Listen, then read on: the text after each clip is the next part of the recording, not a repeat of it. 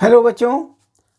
आज देखिए हम ट्रांसफार्मर के बारे में आपको बता रहे हैं कि ट्रांसफार्मर का फिगर भी बना दिया है। ये एक कच्चे लोहे का कोर होता है, यानी सॉफ्ट आयरन कोर। इसका क्या काम करता है? इसकी सारी मैग्नेटिक फील्ड जो है अपनी तरफ खींच बंद रखता है, इसको बाहर नहीं निकलने देता। ये मैग्नेटिक फील्ड है, इसको रोकने के लिए सॉफ्ट आयरन का कोर लगाया जाता है। ये कच्चे लोहे का कोर होता है, सॉफ्ट आयरन। और ट्रांसफार्मर का काम क्या है? ट्रांसफार्मर अधिक वोल्टेज को कम वोल्टेज में कन्वर्ट करना या कम को अधिक में दो प्रकार के ट्रांसफार्मर होते हैं, एक स्टेप अप और दूसरा होता है स्टेप डाउन। अभी हम कंस्ट्रक्टर का अच्छे फिगर बना दिया है हमने ब्लैक बोर्ड के ऊपर।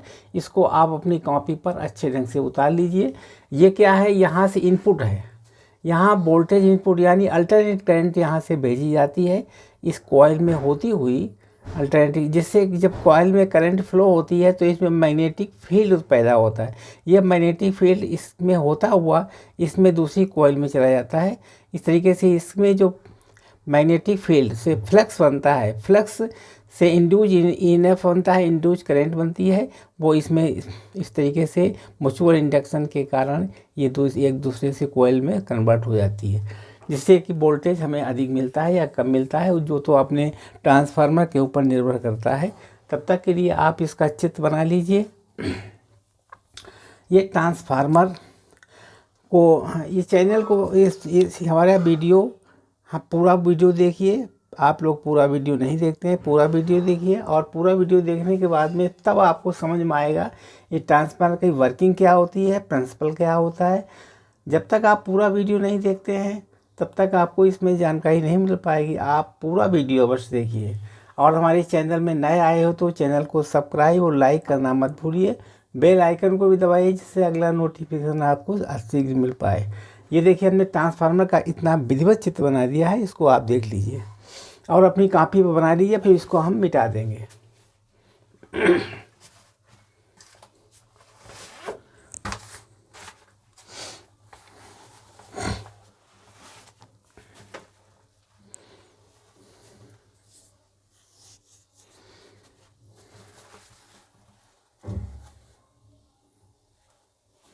ये एक प्रकार का डिवाइस है, ए डिवाइस। ये डिवाइस कैसा है? ए डिवाइस दैट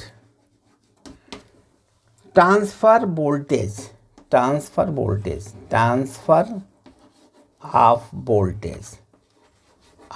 वोल्टेज, ये वोल्टेज का ट्रांसफ़र करता है। ये हमारा प्राइमरी कोइल्स में जो फ्लक्स बनता है, सेकेंडरी कोइल। अब ये किस सिद्धांत पर कार्य करता है? ये म्यूचुअल इंडक्शन के सिद्धांत पर कार्य करता है। और ट्रांसफार्मर दो प्रकार के होते हैं, एक होता है लो वोल्टेज को हाई वोल्टेज में कन्वर्ट करना। कैसा होता है? पहला होता है लो वोल्टेज को हाई वोल्टेज में कन्वर्ट करना होता है। हाई वोल्टेज में, इसको कहते हैं स्टेप अप ट्रांसफार्मर। इसको कहते हैं स्टेप अप ट्रांसफार्मर। और दूसरा ट्रांसफार्मर होता है हाई वोल्टेज को लो वोल्टेज में चेंज करना, हाई वोल्टेज को लो वोल्टेज में कन्वर्ट। इसको क्या कहते हैं? Step down. ये स्टेप डाउन कहलाता है, ठीक है। लो वोल्टेज को हाई वोल्टेज बदले तो स्टेप अप कहलाता है, हाई वोल्टेज को लो वोल्टेज तो स्टेप डाउन। दो प्रकार के ट्रांसफार्मर होते हैं। अब देखिए, अगर हम मान लीजिए इसकी कॉइल कम है तो ये लो वोल्टेज को हाई वोल्टेज में कन्वर्ट करेगा। ये हाई वोल्टेज, इसमें हमारी कॉइल की नंबर ऑफ कोइल्स अधिक हैं तो ये जो है स्टेप अप। अगर इसमें हम कॉइल ज़्यादा रखें, इसमें कॉइल कम हो तो ये स्टेप डाउन ट्रांसफार्मर कहलाएगा। ये किस सिद्धांत पर कार्य करता है? ये म्यूचुअल इंडक्शन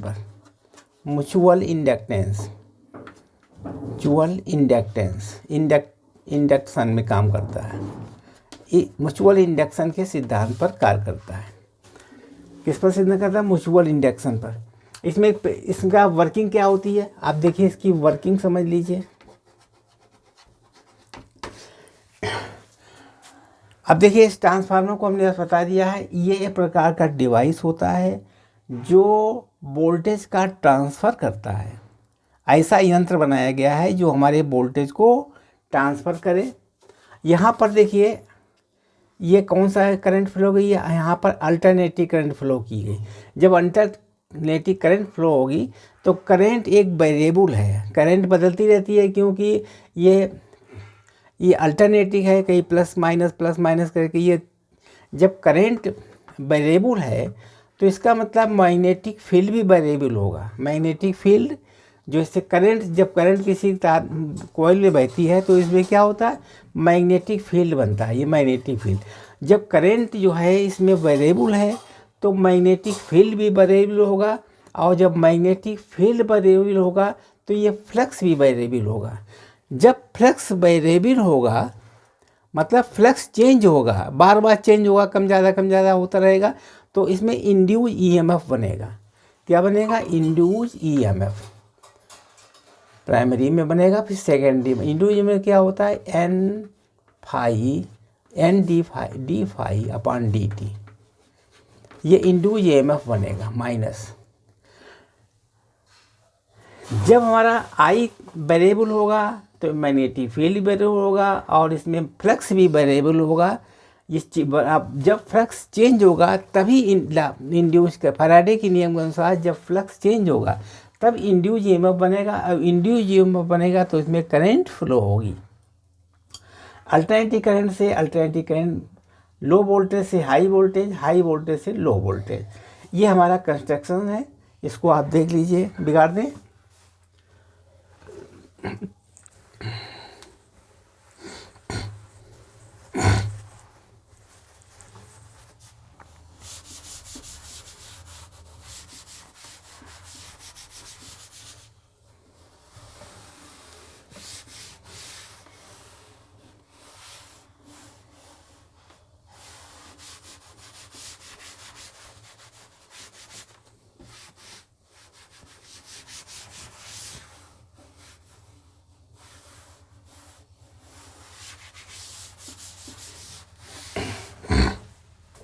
देख लीजिए इसको, ये क्या चीज़ है, ट्रांसफार्मर।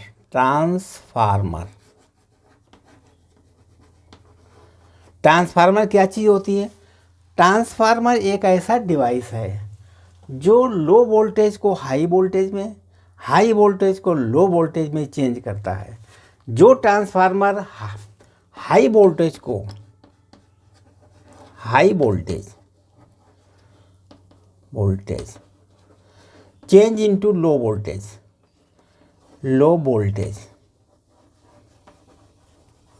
वो कैसा ट्रांसफार्मर होता है, स्टेप अप, इसको कहते हैं स्टेप अप स्टेप अप। और जो हाई वोल्टेज, ये step down, not up, step down. और जो लो वोल्टेज, लो वाले को लो वोल्टेज कन्वर्ट करता है हाई वोल्ट, लो वोल्टेज को कन्वर्ट करता है हाई वोल्टेज, हाई को, इसको कहते हैं स्टेप अप। यह हाई वोल्टेज को लो में बदलता है और लो को हाई में बदलता है, उसे कहते हैं स्टेप डाउन।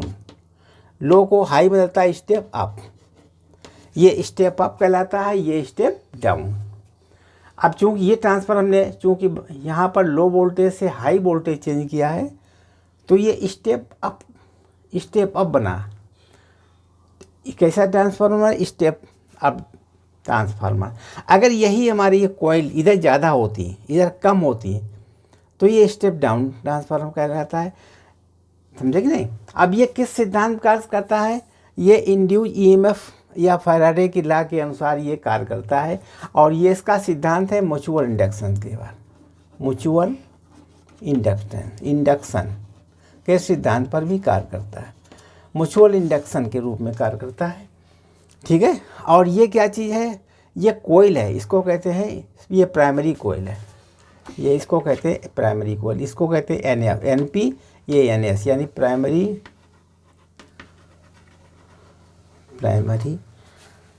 कोयल। ये प्राइमरी कोयल जो बनी होती है, काहे की बनी होती है, कॉपर की बनी होती है। ये कॉपर की बनी होती है, कॉपर की बनी होती है। ये काहे की बनी होती है? ये भी कॉपर, ये भी, इसको कहते हैं सेकेंडरी कोयल, सेकेंडरी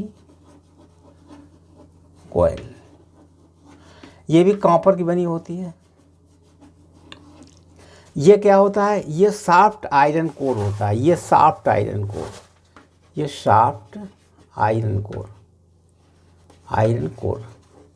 इस और देखिए यहाँ से जब हम इसमें करंट फ्लो करते हैं, यानी वोल्टेज सप्लाई, वोल्टेज देते हैं, यहाँ पर वोल्टेज इनपुट होता है या दिया जाता है। यहाँ से हम वोल्टेज को इनपुट करते हैं तो यहाँ आउटपुट होता है, वोल्टेज आउटपुट। यहाँ से क्या होगा? Voltage output, voltage output. समझ गए? वोल्टेज इनपुट किया गया तो वोल्टेज आउटपुट, इनपुट किया तो आउटपुट हुआ। किस सिद्धांत पर कार्य करता है? म्यूचुअल इंडक्शन के सिद्धांत पर करता है। इसकी प्रक्रिया क्या है? देखिए, जब हम अल्टरनेटिव करंट इसमें फ्लो करते हैं किसी कोयल के अंदर, तो क्या होता है? अल्टरनेट का रूप बदलता रहता है हमेशा, प्लस माइनस माइनस प्लस बदलता रहता है, जिससे कि ये वेरिएबल होता है। आई क्या है? वेरिएबल। आई वेरिएबल होता है। जब आई किसी भी कॉइल में करंट फ्लो होगी तो क्या होगा? इसमें मैग्नेटिक फील्ड बनेगी, मैग्नेटिक फील्ड लाइन बनेगी, मैग्नेटिक फील्ड होगी। और ये मैग्नेटिक फील्ड जो है कैसे बनती है कॉइल के अंदर? या पढ़ चुके पीछे, बी बराबर होता है म्यू नॉट एन आई। जब आई करंट वेरिएबल है तो बी भी वेरिएबल होगा। तो ये बी यहाँ पर मैग्नेटिक फील्ड लाइन, यहाँ से क्या हुआ? मैग्नेटिक फील्ड लाइन इसमें फ्लो करेंगी। सॉफ्ट आयरन का क्या काम होता है कि मैग्नेटिक फील्ड को बांध के रखता है, इसको बाहर नहीं निकलने देता है और इसमें किसी प्रकार की कमी भी नहीं होने देता। ये मैग्नेटिक फील्ड यहाँ से गई, यहाँ से क्रॉस करके, और जब मैग्नेटिक फील्ड इसमें वेरिएबल है तो फाई भी वेरिएबल, क्योंकि फाई बराबर होता है बी इंटू ए। फाई क्या होता है? Phi magnetic flux, magnetic flux होता है, मैग्नेटिक फ्लक्स। मैग्नेटिक फ्लक्स भी वेरिएबल होगा बी इंटू ए। ठीक है। ये बी क्या है? Magnetic field line. ए क्या है? एरिया, इसका एरिया, ये एरिया। अब देखिए, एक एरिया में कितने मैग्नेटिक फील्ड? एक या दो। ये एरिया है, दोनों की एरिया बराबर है, एक कोयल की एरिया दोनों की बराबर है। अब एक कोयल में, इसमें एक कोयल में मैग्नेटिक फ्लक्स कितना होगा? मैग्नेटिक फ्लक्स बी बराबर होगा एक कोयल में, एक कोयल में होगा फाई। ठीक है, एक कोयल में होगा। अगर इसमें एन कोयलें हैं, एन कोयलें हैं तो एन एस फाई हो जाएगा। ठीक। और इसमें देखिए एन पी को, ये प्राइमरी में एन पी है कोयल में, तो मैग्नेटिक फ्लक्स कितना होगा? N P phi. इसमें कितना हो जाएगा? सेकेंडरी में कितना हो जाएगा? N S phi. इसमें होगा एन एस, मतलब जितनी अधिक कोयल होंगी उतना मैग्नेटिक फ्लक्स भी अधिक होगा। मैग्नेटिक, एक कोयल मैग्नेटिक फ्लक्स कितना? फाई है। और अगर एन कोयल है तो मैग्नेटिक फ्लक्स कितना होगा? एन फाई होगा, मतलब अधिक होगा। अब देखिए, इसमें मैग्नेटिक फील्ड लाइन संख्या कम है, एनपीएस, क्योंकि इसमें कोयल कम है। इसमें कोयल ज़्यादा है तो मैग्नेटिक फील्ड इसमें ज़्यादा होगा। तो इस तरीके से ये म्यूचुअल इंडक्शन पर काम करता है। इसकी मैग्नेटिक फील्ड इसमें पहुंची तो ये म्यूचुअल इंडक्शन का रूल्स लगेगा, म्यूचुअल इंडक्शन के सिद्धांत पर ये कार्य करेगा। ठीक है, इसमें बिगाड़ दें अब हम। आपने इसको समझ लिया। इसमें कोयलों की संख्या कम है, इसमें एन पी कोयल है, इसमें एन एस कोयल है। आप बिगाड़ दें पूरा। हम ये चित्र बना लिया अपनी कॉपी पर सबने। ठीक।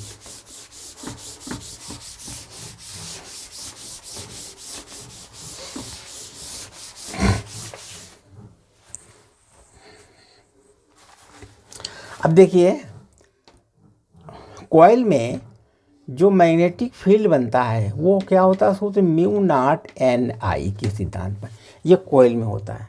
और मैग्नेटिक फील्ड फ्लक्स क्या होता है? फ्लक्स होता है बी इंटू ए। फ्लक्स कहलाता है, मैग्नेटिक फ्लक्स होता है बी ए। पहले आई वेरिएबल है, क्योंकि करंट आई वेरिएबल, आई के बाद में क्या बना है? इसमें बी बनेगा, और बी के बाद में फ्लक्स बनेगा, फ्लक्स।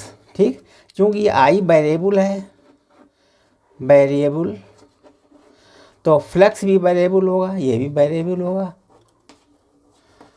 समझ गए? वेरिएबल जब होगा तब ईएमएफ बनेगा।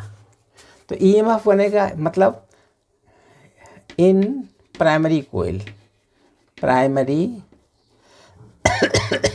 कोयल में इन एक यानी एक कोयल में कितना फ्लक्स बनेगा, एक कोयल में फ्लक्स कितना होगा,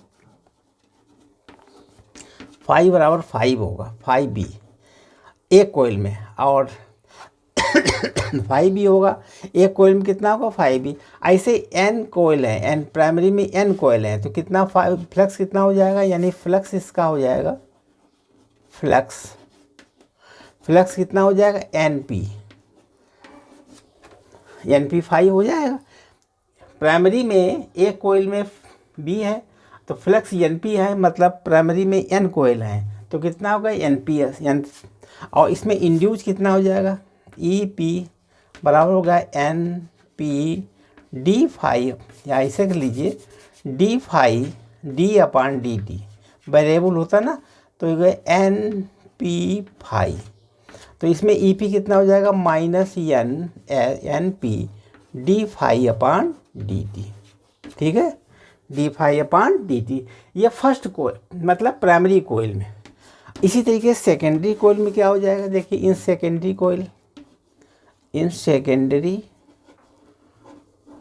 कोयल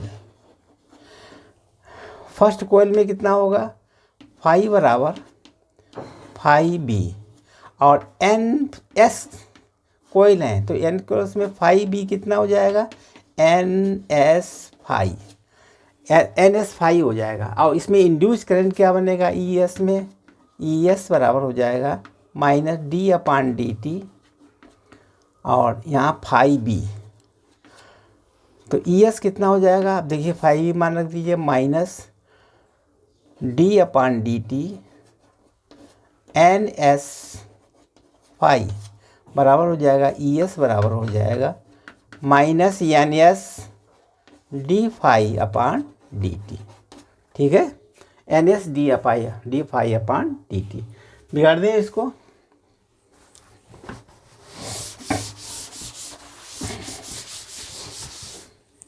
अब देखिए induce EMF in primary coil, EP बराबर कितना हो जाएगा -NP d/dt, ठीक है, प्राइमरी कोयल में कितना होगा d/dt। अब induce EMF in secondary coil में कितना हो जाएगा, सेकेंडरी कोयल में ES बराबर -NS d/dt हो जाएगा, ठीक, समझ गए। अब दोनों का हम ये हमारा 1 है प्राइमरी का, ये हमारा सेकेंडरी का है, दोनों को मल्टीप्लाई कर देंगे तो ES/EP बराबर क्या हो जाएगा NS/NP, ठीक, ये फार्मूला बनेगा NS/NP, ठीक, समझ गए। अब अगर देखिए इसमें अगर NS बड़ा है, ES बड़ा है EP से, तो क्या बनेगा, तो इसमें NS भी बड़ा हो जाएगा EP से, NS भी बड़ा हो जाएगा NP से, तो कौन सा होगा स्टेप अप, ये हमारा कैसे ट्रांसफर कहलाएगा स्टेप अप ट्रांसफार्मर कहलाएगा, स्टेप अप कहलाएगा। अगर ये ES लेस देन EP के है तो NS लेस देन NP होगा, तो ये क्या कैसा ट्रांसफार्मर होगा step down transformer, step down transformer कहलाएगा, ठीक, समझ गए इसको। स्टेप अप क्या होता है, स्टेप डाउन क्या होता है, ये दो प्रकार ट्रांसफर होते हैं, एक स्टेप अप एक स्टेप डाउन, ये ट्रांसफार्मर दो प्रकार के कहलाते हैं। बिगाड़ दें इसको। अब देखिए इसमें पावर कैसे ज्ञात करें, power input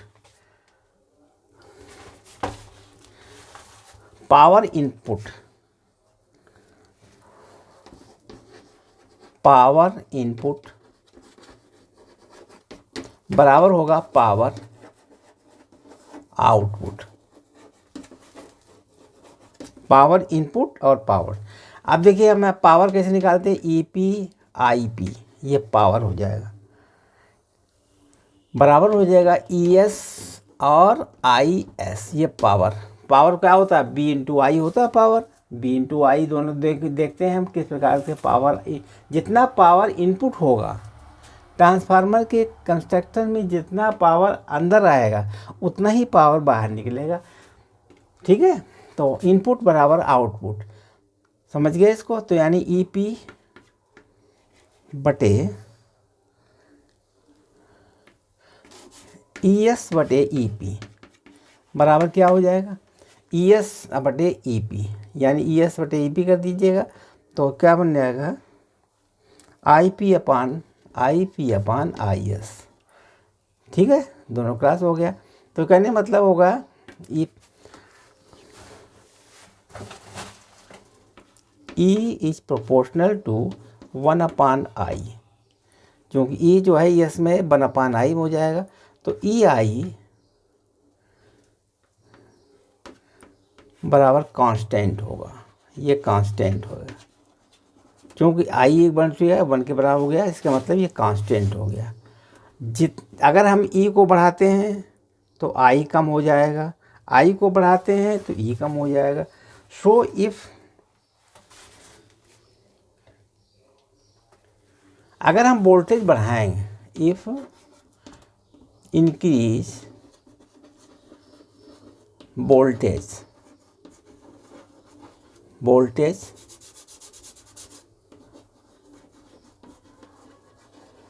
show decrease current, अगर हम इसमें वोल्टेज बढ़ाएंगे, ट्रांसफार्मर में वोल्टेज बढ़ाएंगे तो I डिक्रीज हो जाएगा। ठीक है, तो ये दोनों सेम रहेंगे। ठीक, इस तरीके से हमने अब ट्रांसफार्मर का वर्किंग, स्ट्रक्चर, बनावट और उसकी कार्य भी दोनों बता दिए हैं, सिद्धांत भी बता दिया है। तो अब इस तरीके से हमारे चैनल को आप सब्सक्राइब कीजिए, पूरा देखिए। सब्सक्राइब, प्लीज़ सब्सक्राइब, लाइक और शेयर, लाइक एंड शेयर, और बेल आइकन को भी दबाइए जिससे कि अगला नोटिफिकेशन आपको सीख मिल सके। धन्यवाद। बस इतना ही काफ़ी है, तैयार करते रहिए।